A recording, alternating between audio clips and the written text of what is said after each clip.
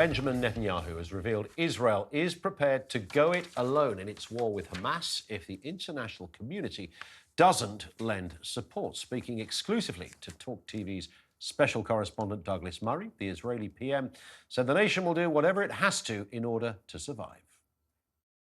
If we have to take action both in the south and in the north that is understood by many to be a just action but they cannot stand the heat of public opinion, then we'll just have to do it alone, and we'll do what we need to do.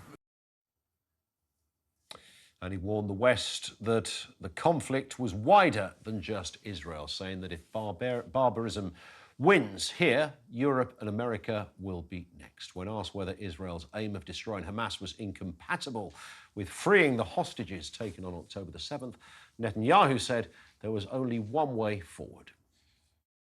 You need military pressure. The only thing that gets Hamas to release the hostages is military pressure. That's why we've already released roughly half of them. And I think that's a major achievement.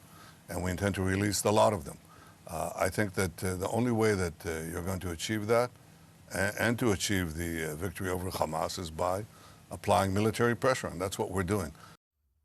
One of the difficulties, I think, with this, and I think everybody probably shares it, how do you get rid of Hamas? You could obliterate all of every single one of them in that region. They could identify all the camps, all the areas they're holding weaponry, and all the head honchos and people that are in charge. You get rid of every single one of them, and like the proverbial air bubble, they will just pop up somewhere else. It's an ideology. It's, to these people, it's an evangelical religion, extreme as it might be. That's what it is. So you're not going to get rid of it. I don't know the answer to how you begin the process of doing this. What I do know is that Israel has a right to defend itself.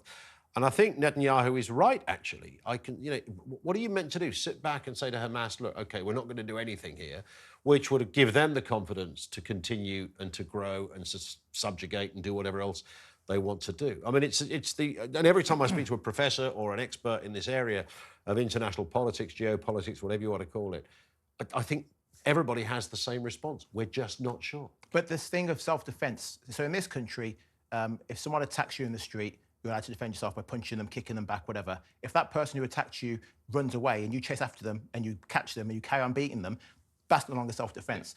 And I feel with Israel, I think with Netanyahu, the only way he's going to eradicate Hamas would be to kill every single person in Gaza. And that seems to be what is happening, because the amount of civilians who have been killed already, the amount of children... According to Hamas. According to Hamas. Well, but we know from the UN that... Well, UN and Hamas are almost the same thing these days. No, they're not. They're not. That's not fair to say. We know that children are being having their limbs removed without anaesthesia. We know that miscarriages have gone up by 300%. We know women... I don't think we know those for sure. Okay, we don't know for sure, fine. These are the anecdotal stories. Here's the facts. Over 20,000 innocent civilians have been murdered. Yes. How many hostages has that brought back? We can talk about who started it, who did what.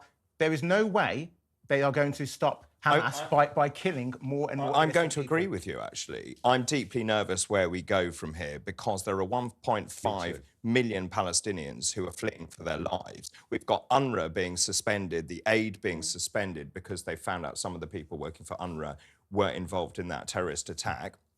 Equally, Netanyahu doesn't want a solution, as far as I can see. Yeah. So the two-state solution, which is on the table, he has said absolutely not. He's also said in any future sort of resolution of this that Israel has to police it. Yeah. Well, I don't think that is really acceptable. He also calls for a new Palestinian Authority to oversee it. He wants a role for Egypt, and he wants a multinational force to rebuild Gaza. Well, hang on a minute. You also have to play nicely with the United States, the United Kingdom, and the Allies as well.